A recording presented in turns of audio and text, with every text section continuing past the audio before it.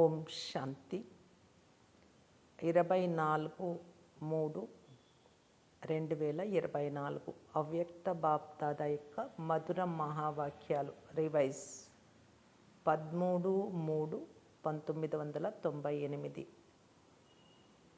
హోలీ పదం యొక్క అర్థస్వరూపంలో స్థితులవ్వటము అనగా బాబా సమానంగా అవ్వటం. ఈరోజు బాప్దాదా తమ హోలియెస్ట్ అతి పవిత్రులైన, హైయెస్ట్ అతి ఉన్నతులైన మరియు రిచెస్ట్ ఇన్ ద వరల్డ్ ప్రపంచంలో అతి ధనవంతులైన పిల్లలను నలువైపులా చూస్తున్నారు. సాకారంలో సన్ముఖంగా మధుబన్లో ఉన్న, లేక దూరంగా ఉంటూ మనసుతో సమీపంగా ఉన్న, నలువైపులా ఉన్న పిల్లలను చూసి హర్షిస్తూ ఉన్నారు.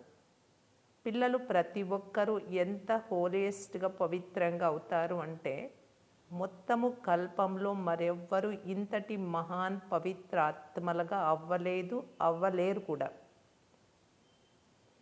ఎప్పటికప్పుడు ధర్మాత్ములు, మహాన్ ఆత్మలు పవిత్రంగా ఉన్నారు, కానీ వారి పవిత్రతకు మరియు మీ పవిత్రతకు తేడా ఉంది. ఈ సమయంలో మీరు పవిత్రంగా అవుతారు. ఈ పవిత్రత యొక్క ప్రాప్తి మరియు ప్రారబ్ధంగా భవిష్యత్తులో అనేక జన్మల వరకు తనువు, మనస్సు, ధనము, సంబంధ సంపర్కాలు మరియు వాటితో పాటుగా ఆత్మ అన్నీ పవిత్రంగా ఉంటాయి. శరీరం కూడా పవిత్రంగా ఉంటుంది మరియు ఆత్మ కూడా పవిత్రంగా ఉంటుంది. ఇటువంటి పవిత్రతను ఆత్మలైన మీరు ప్రాప్తి చేసుకుంటారు. మనస్సు, మాట, కర్మ ఈ మూడు పవిత్రంగా అవ్వటం ద్వారా ఇటువంటి ప్రారబ్ధం ప్రాప్తిస్తుంది. కనుక మీరు ఇటువంటి హోలియెస్ట్ ఆత్మలు. మిమ్మల్ని మీరు ఇటువంటి శ్రేష్ట అతి పవిత్రులైన ఆత్మలుగా భావిస్తున్నారా? ఇప్పుడు అలా తయారయ్యారా లేక అవుతూ ఉన్నారా? అలా తయారవ్వటం సహజమా లేక కొంచెం కొంచెం కష్టమా? కానీ కల్పపూర్వం కూడా అలా తయారయ్యారు మరియు ఇప్పుడు కూడా తయారవ్వాల్సిందే. పక్కానా లేక కొంచెం కొంచెం ఉంటుందా? అలా కాదు, స్వప్న మాత్రం కూడా అపవిత్రత సమాప్తం అవ్వాల్సిందే. ఈరోజు తయారవుతూ ఉన్నాము మరియు రేపటికి తప్పకుండా తయారైపోతాము అన్న ఇంతటి నిశ్చయం ఉంది కదా. మీరు హోలియెస్ట్ అతి పవిత్రులు కూడా, అలాగే హైయెస్ట్ అతి ఉన్నతులు కూడా. ఉన్నతోన్నతుడైన తండ్రి పిల్లలు ఉన్నతోన్నతులు, హైయెస్ట్గా అవుతారు, కనుకనే పూజింపబడతారు. ఈ రోజుల్లోనే ఉన్నతాత్మలైన, ఫలితాన్ని ఆశించి రాజ్యం చేసే రాజులైనా ఇప్పుడు అటువంటి వారు లేరు అనుకోండి. అంటే ఫలితం ఆశించకుండా రాజ్యం చేసేవాళ్ళు, ప్రెసిడెంట్ అయినా, ప్రైమ్ మినిస్టర్ అయినా వారు పూజ్యులుగానైతే అవ్వరు. పూజ్యులుగా అయ్యి ఆత్మలైన మీ ముందు పూజారులుగా అయ్యి నమస్కరిస్తారు మరియు పూజిస్తారు. ఇప్పుడు కూడా స్వరాజ్య అధికారులుగా అవుతారు మరియు భవిష్యత్తులో కూడా రాజులకే రాజులుగా అవుతారు. కనుక అటువంటి హైయెస్ట్ పదవిని ప్రాప్తి చేసుకుంటారు. దానితో పాటుగా మీరు రిచెస్ట్ ఇన్ ద వరల్డ్ ప్రపంచంలోనే అతి ధనవంతులు. మీ టైటిల్యే పదమాపదం పతి అని ఉంది మరియు మీ వద్ద ఎటువంటి ఖజానా ఉంది అంటే దానిని కోటీశ్వరులు, కోటాను కోట్ల కోటీశ్వరులు కూడా వారి కోటాను కోట్లతో ఇటువంటి ఖజానాను ప్రాప్తి చేసుకోలేరు. శ్రేష్ఠ ఆత్మలైన మీరు బాబా ద్వారా ఎటువంటి భాగ్యాన్ని తయారు చేసుకుంటున్నారు అంటే, మా ప్రతి అడుగులో పదమాలు లెక్కలేనంత సంపాదన ఉంది అని మీరు అనుభవం చేస్తారు మరియు వర్ణన కూడా చేస్తారు. అడుగులో పదమాలు ఉన్నాయా లెక్కలేనంత, లేక వందలు ఉన్నాయా, వేలు ఉన్నాయా? అత్యంత పెద్ద మిలియనియర్ కూడా ఇంత సంపాదన చేసుకోలేరు. అడుగు వేయటానికి ఎంత సమయం పడుతుంది? అడుగు వేయండి, ఎంత సమయం పడుతుంది? 1 సెకండ్, పోనీ 2 సెకండ్లు అనుకోండి. ఒకవేళ 2 క్షణాలు అని అన్నా కానీ 2 క్షణాలలో పదమాలు అంటే మరి మొత్తం రోజంతటిలో ఎన్ని పదమాలు అయ్యాయి లెక్క పెట్టండి. ఒక్క రోజులో ఇంతటి సంపాదనను చేసుకునే మిలియనియర్ ఎవరైనా ఉన్నారా? ఇలా ఎవరైనా ఉంటారా? కనుక మీరు రిచెస్ట్ ఇన్ ద వరల్డ్ కదా. మరియు మీది ఎటువంటి ఖజానా అంటే దానిని నిప్పు కూడా కాల్చలేదు, నీరు ముంచెయ్యలేదు, దొంగలు దోచుకోలేరు, రాజులు కూడా తినలేరు. ఇటువంటి ఖజానాను ఈ పురుషోత్తమ సంగమ యుగంలో మీరు మాత్రమే ప్రాప్తి చేసుకుంటారు. మీరు ఇటువంటి స్వమానములో మరియు స్మృతిలో ఉంటున్నారా? అంటే స్వమానం ఉంటుందా, ఉండడం లేదా? వెనుక ఉన్నవారు చేతులు ఊపుతున్నారు, వెనుక ఉన్నవారు ప్రశాంతంగా కూర్చొని ఉన్నారు కదా. రిచెస్ట్ ఇన్ ద వరల్డ్ కనుక ప్రశాంతత. అత్యంత పెద్ద యూనివర్సిటీలలో కూడా చదువుకునేందుకు ఇటువంటి సోఫాలలో కూర్చోరు. కానీ మీరు బెగ్గర్ టు ప్రిన్స్, బికారి నుండి యువరాజుగా అయ్యేవారు. మీరు బికారి కూడా, అలాగే యువరాజు కూడా. సర్వస్వ త్యాగము అనగా బికారి, సర్వప్రాప్తులు అనగా యువరాజు. త్యాగము లేకుండా ఇంత పెద్ద భాగ్యం లభించదు. త్యాగానికే భాగ్యం లభించింది. తనువు, మనస్సు, ధనము, సంబంధాలు అన్నింటినీ త్యాగం చేశారు అనగా పరివర్తన చేశారు. తనువును నాదికి బదులుగా నీదిగా చేసేసారు. మనస్సు, ధనము, సంబంధాలను ఒక్క పదాన్ని పరివర్తన చేయడం ద్వారా నావి అన్నదానికి బదులుగా నీవి అంటే బాబావి అనేది చేసేసారు. వాస్తవానికి అది ఒకే పదం యొక్క పరివర్తన. కానీ ఈ త్యాగము ద్వారానే భాగ్యానికి అధికారులుగా అయ్యారు. కనుక భాగ్యము పొందే దాని ముందు ఈ త్యాగం ఎంత? చిన్న విషయమా, లేక కొంచెం పెద్దది కూడానా? అప్పుడప్పుడు పెద్దదైపోతుందా ఈ త్యాగం? నీది అని అనటం అంటే పెద్ద విషయాన్ని చిన్నదిగా చేయటం, మరియు నాది అని అనుకోవడం అంటే చిన్న విషయాన్ని పెద్దదిగా చేసుకోవడం.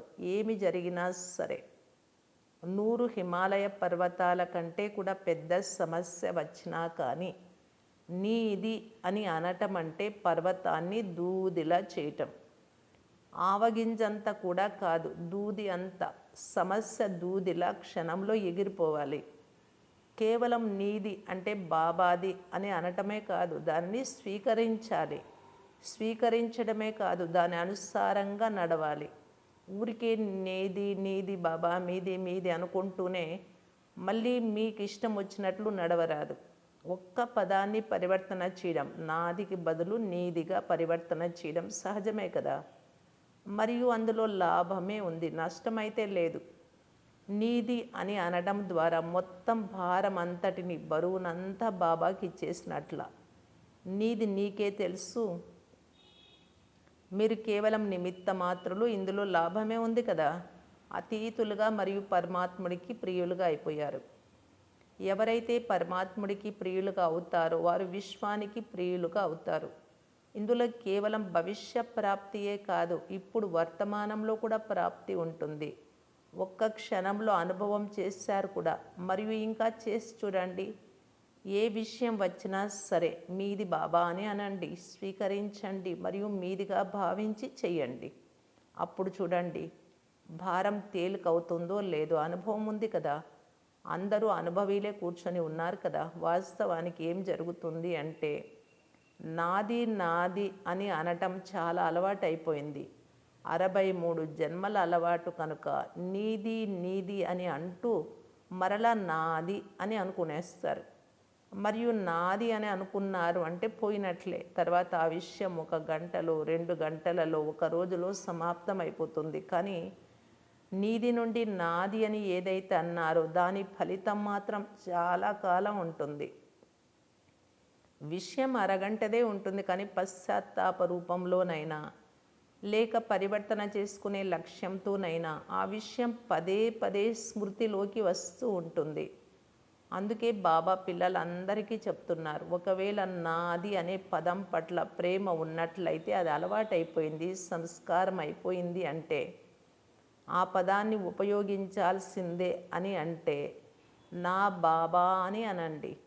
అలవాటుకు వశమైపోతారు కదా. కనుక ఎప్పుడెప్పుడు నాది అనేది వచ్చినా నా బాబా అని అంటూ దానిని సమాప్తం చేసేయండి. అనేకమైన నాది అనే వాటిని ఒక్క నా బాబా అనే దానిలో కలిపేయండి. రష్యా వారు ఒక బొమ్మను తీసుకొస్తారు కదా, బొమ్మలో బొమ్మ, ఆ బొమ్మలో ఇంకొక బొమ్మ ఉంటూ ఒకే బొమ్మగా అయిపోతుంది. అలా మీరు కూడా ఒక్క నా బాబాలో అనేకమైన నావి అనే వాటిని కలిపేయండి. సమాప్తం. ఇలా చేయగలరా?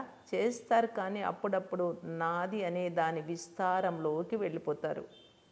ఇప్పుడు ఒక్కోసారి నీది అని అంటారు, కానీ సదా నాది అనేది నీదిగా అయిపోవడంలో నంబర్ వారుగా ఉన్నారు. నంబర్ వన్గా ఉన్నవారు కూడా ఉన్నారు, ఏ1గా ఉన్నవారు కూడా ఉన్నారు, కానీ వెనుక నంబర్ వారు కూడా ఉన్నారు. హోలీ జరుపుకోవడానికి వచ్చారు కదా, కనుక ఈ మంత్రాన్ని గుర్తు ఉంచుకోండి. నేను బాబాకు హోలీ అంటే బాబా వారిగా అయిపోయాను, పరమాత్ముడి పరివారానికి చెందిన వారిగా అయిపోయాను. మరి ఇటువంటి హోలీని జరుపుకున్నారా? ఇప్పుడు ఏం చేయాలి? ఇప్పుడు ఇంకా కాల్చాలా లేక కాల్చేశారా? ఇందులో కాల్చేసాము అని అనటం లేదు, ఆలోచిస్తున్నారా? చూడండి, భక్తి మార్గంలో ఏ ఏ ఉత్సవాలనైతే జరుపుతారో అవి మీ జ్ఞాపకార్థాలు, కానీ అవి కూడా కొంత అర్థసహితంగా తయారు చేయబడ్డాయి. హోలీ పండుగలో ముందు కాల్చాలి, ఆ తర్వాత జరుపుకోవాలి. ముందు జరుపుకోవడము, ఆ తర్వాత కాల్చడము కాదు. ముందు భస్మం చేయండి, అశుద్ధాన్ని, బలహీనతలను, చెడును కాల్చేయండి. ఆ తర్వాత జరుపుకోండి. మీరైతే చాలా ముందుగానే కాల్చేశారు కదా, లేక ఇప్పుడు కూడా కండువా అంచులేవైనా మిగిలిపోయి ఉన్నాయా? పాండవుల బుష్ షర్ట్ అంటే వదులుగా ఉండే పొడవాటి కాటన్ చొక్కా, లేక మీరు వేసుకునే డ్రెస్లో మూలలేమైనా మిగిలిపోయి ఉన్నాయా? చీర అంచులైతే మిగిలిపోలేదు కదా. వాస్తవానికి చూడండి, ఆత్మికంగా జరుపుకోవాలి. మరియు అలా జరుపుకోవడం ద్వారా శక్తిని, అతీంద్రియ సుఖాన్ని అనుభవం చేయటం అనేది ఎప్పుడు చేయగలరు అంటే ముందుగా కాల్చేసినప్పుడే. మనోరంజనం రూపంలో జరుపుకోవడం అనేది వేరే విషయం. అలా చూస్తే సంగమ యుగం ఉన్నదే ఆనందాల యుగం. అందుకే మనోరంజనం రీతిలో కూడా జరుపుకుంటారు, మరియు జరుపుకోండి కూడా, బాగా జరుపుకోండి. కానీ పరమాత్ముడి రంగులో రంగరించబడము అనగా బాబా సమానంగా అవ్వడం. ఇది వారి రంగులో రంగరించటము అంటే వారి ప్రభావము తమపై పడడం.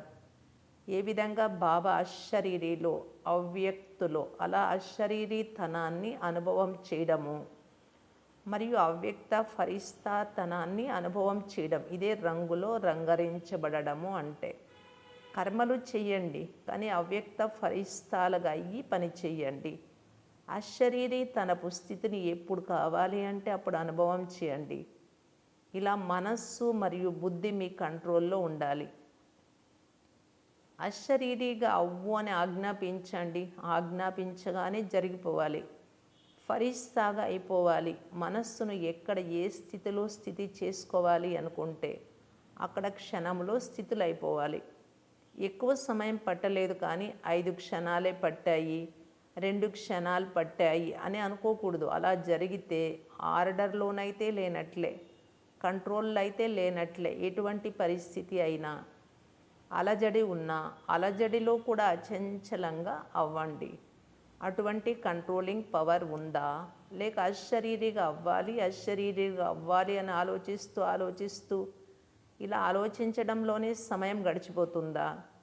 కొంతమంది పిల్లలు చాలా రకరకాల ఫోజులను మారుస్తూ ఉంటారు, బాబా చూస్తూ ఉంటారు. అశరీరిగా అవ్వాలి అని అనుకుంటారు, మళ్ళీ ఇలా ఆలోచిస్తారు. అశరీరి అనగా ఆత్మరూపంలో స్థితులు అవ్వడం. అవును, నేను ఉన్నదే ఆత్మగా, శరీరం అయితే కానే కాదు. నేను ఆత్మ, నేను వచ్చింది ఆత్మగా, అవ్వాల్సింది కూడా ఆత్మగా. ఇప్పుడు ఇటువంటి ఆలోచనలతో అశరీరిగా అయ్యారా? లేక అశరీరిగా అయ్యేందుకు యుద్ధం చేశారా? మీ మనస్సుకు క్షణంలో అశరీరిగా అవ్వు అని ఆజ్ఞాపించారే, కానీ అశరీరి అంటే ఏమిటి, ఎప్పుడు అశరీరిగా అవుతారు, ఏ విధంగా అవుతారు అనే ఆలోచన అయితే లేదు కదా. అంటే అలా ఆలోచించడం లేదు కదా, మరి ఆజ్ఞను అంగీకరించలేదు అనే కదా. ఇది కంట్రోలింగ్ పవర్ అయితే కాదు కదా. ఇప్పుడు సమయానుసారంగా ఇటువంటి అభ్యాసం యొక్క అవసరం ఉంది. ఒకవేళ మీకు అశరీరి ఫరిస్ అయ్యే దాంట్లో, మీరు అనుకున్న తక్షణం అయ్యే దాంట్లో కంట్రోలింగ్ పవర్ లేకపోతే మిమ్మల్ని ఎన్నో పరిస్థితులు అలజడిలోకి తీసుకురాగలవు. అందుకే ఒక్క హోలీ అన్న పదాన్ని గుర్తు చేసుకున్నా సరే సరిపోతుంది. హోలీ అనగా జరిగిపోయింది, ఏదో జరిగిపోయింది. మరియు హోలీ అనగా బాబాకు చెందిన వారిగా అయ్యారు. ఇది రెండవది. హోలీ అనే పదానికి 3 అర్థాలు చెప్తూ ఉన్నారు బాబా. హోలీ అనగా ఒకటి పవిత్రత, సంపూర్ణ పవిత్రత. రెండవది హోలీ అనగా బాబా వారిగా అయిపోయాను. మూడవది హోలీ అనగా జరిగిపోయిందేదో జరిగిపోయింది. అలా అయ్యారా? హోలీ అనగా పవిత్రాత్మగా అయ్యారు. హోలీ అన్న ఒక్క పదాన్ని గుర్తు చేసుకున్నా సరే, ఆ హోలీ అన్న ఒక్క పదానికి గల 3 అర్థాలను ఉపయోగించండి. అవును, హోలీ అంటే జరిగిపోయిందేదో జరిగిపోయింది అని వర్ణించకండి. అవును, జరిగిపోయిందేదో జరిగిపోయింది అని ఆలోచిస్తూ ఉండకండి, వర్ణిస్తూ ఉండకండి. అలా కాదు, అర్థస్వరూపంలో స్థితులవ్వండి. ఆలోచించేవారు మరియు అయిపోయారు అన్నట్లు ఉండాలి. అంతేకాని ఆలోచిస్తూ ఆలోచనలలోనే ఉండిపోవడం కాదు. ఏదైతే ఆలోచించారో ఆ విధంగా అయిపోయారు, తయారైపోయారు, స్థితులైపోయారు అన్నట్లు ఉండాలి. ఇప్పుడు బాప్దాదా డ్రిల్ చేయించారు. ఇప్పుడు సమయం అనుసారంగా సదా స్మృతి మరియు సేవలలో ఉండే నిమిత్తాత్మలైన మీలోని ప్రతి ఒక్కరూ స్వపరివర్తన ద్వారా విశ్వ పరివర్తన వైబ్రేషన్లను శక్తివంతంగా మరియు తీవ్ర వేగంతో పెంచాలి.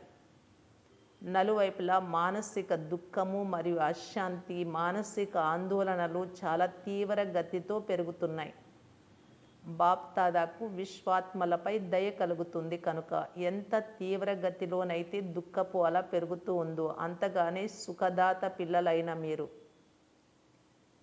మీ మనసా శక్తితో, మనసా సేవ మరియు సకాశు సేవతో, వృత్తితో నలువైపులా సుఖం యొక్క దోసిలిని అనుభవం చేయించండి.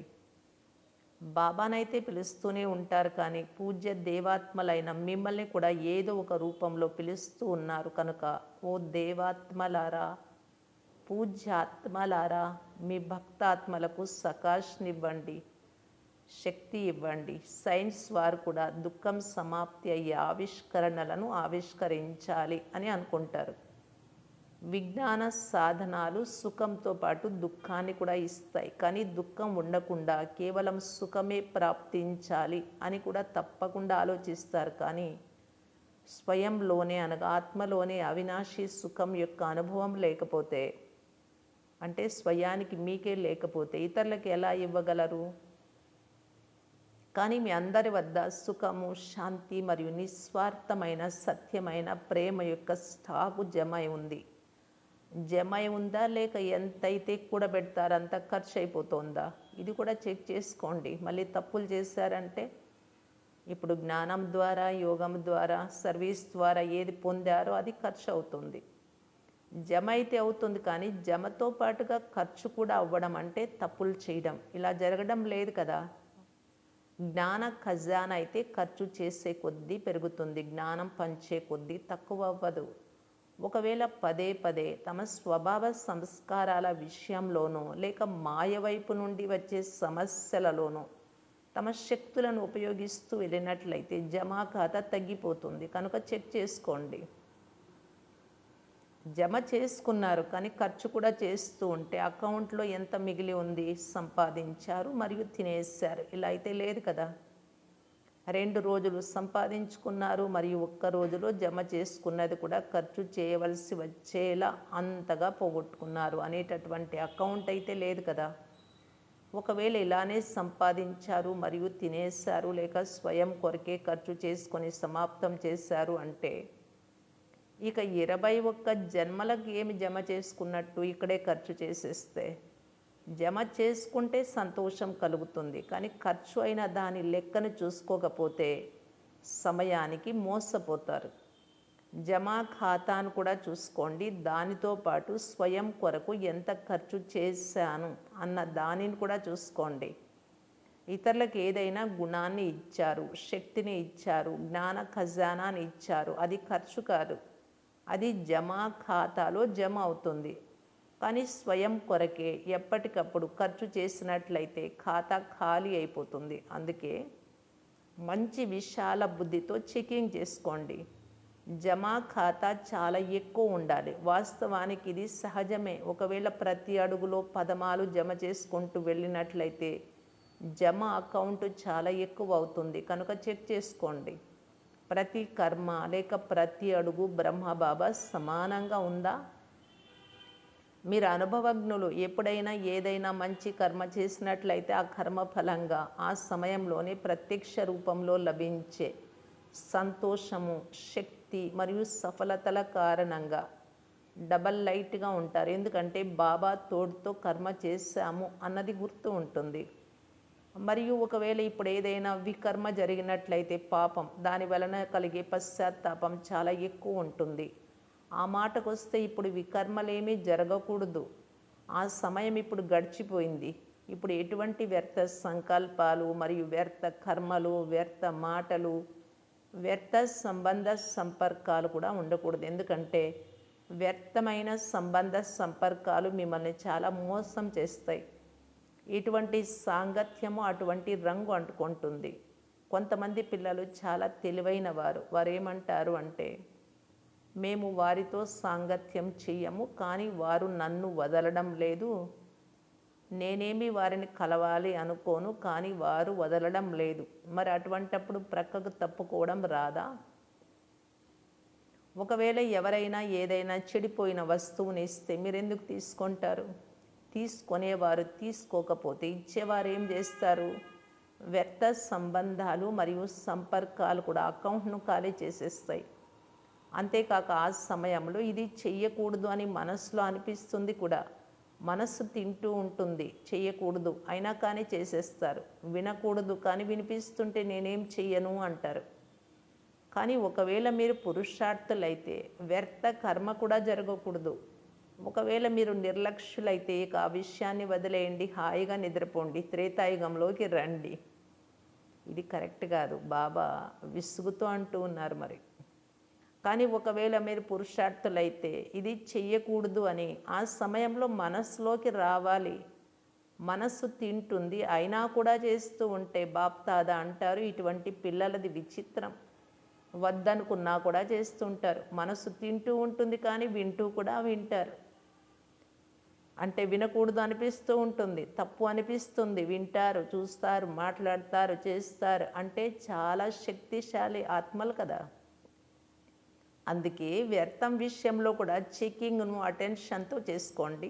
అచ్చా, నలువైపులా ఉన్న హోలియెస్ట్ ఆత్మలకు, సదా హయ్యెస్ట్ స్థితిలో స్థితులై ఉండే హయ్యెస్ట్ ఆత్మలకు, సదా సర్వ ఖజానాలతో సంపన్నులైన రిచెస్ట్ ఆత్మలకు, సదా ప్రతి అడుగులో పదమాలను జమ చేసుకునే వారికి, బాబా సమానంగా ఏ శ్రేష్ఠాత్మలకు, సదా దయాద్ర హృదయులకు, క్షమాసాగరుడి పిల్లలుగా మాస్టర్ క్షమించే ఆత్మలకు, విశ్వంలోని దుఃఖిత ఆత్మలకు మీ శక్తి ద్వారా, సకాశ ద్వారా సుఖశాంతుల దోసిలిని అందించే ఆత్మలకు, ప్రతి సమయము తమ జమా ఖాతాను నిండుగా ఉంచుకొని అతి తీవ్ర పురుషార్థి ఆత్మలకు బాప్దాదాల ప్రియ స్మృతులు మరియు నమస్తే.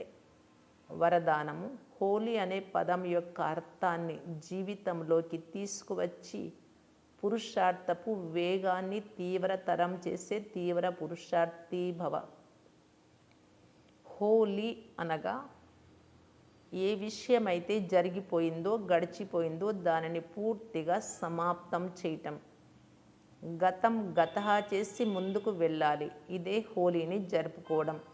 గతించిపోయిన విషయం అనేది ఏదో చాలా పాత జన్మలోని విషయంలాగా అనిపించాలి. ఎప్పుడైతే ఇటువంటి స్థితి ఏర్పడుతుందో అప్పుడు పురుషార్థపు వేగము తీవ్రతరం అవుతుంది. కావున స్వయం లేక ఇతరుల యొక్క గతించిపోయిన విషయాలను ఎప్పుడూ చింతనలోకి తీసుకురాకండి, మనసులో పెట్టుకోకండి.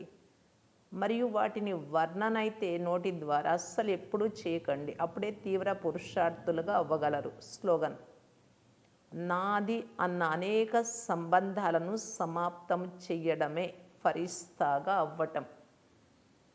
అవ్యక్త ఇషారా: సర్వప్రాప్తి సంపన్నంగా నిశ్చింతపురికి నిశ్చింత చక్రవర్తులుగా కావటానికి బాప్దాదా తెలియజేస్తున్నారు. నిశ్చింతపురికి చక్రవర్తులు సదా సుఖం యొక్క శయ్యపై సుఖమయ సంసారంలో ఉన్నట్లు స్వయాన్ని అనుభవం చేసుకుంటారు. బ్రాహ్మణుల ప్రపంచం, బ్రాహ్మణుల జీవనంలో దుఃఖం యొక్క చిహ్నాలే లేవు. ఎందుకంటే బ్రాహ్మణుల ఖజానాలో అప్రాప్తి వస్తువు అనేదే లేదు. ఎప్పుడైతే సంబంధాలు, సంపత్తి ఒక్క తండ్రి నుండి ప్రాప్తించాయో అప్పుడు నిశ్చింతపురి అనగా ప్రపంచం సదా సుఖ సంసారానికి బాలకుల నుండి మాలికులు అనగా చక్రవర్తులు. ఓం శాంతి.